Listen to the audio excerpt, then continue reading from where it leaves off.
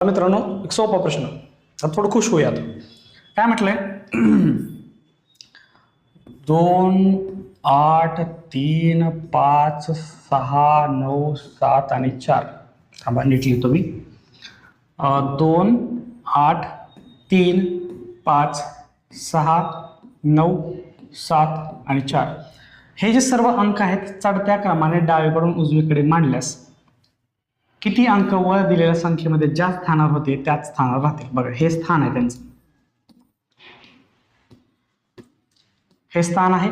आता या अंकाला आपल्याला चढत्या क्रमाने मांडायचे. मग 2 आहे, तसंच हे 3 आहे बघा, अजून 4 आहे, 5 आहे, 6 आहे, 7 आहे, 8 आहे, 9 आहे. बापरे, सगळं सेमच दिले.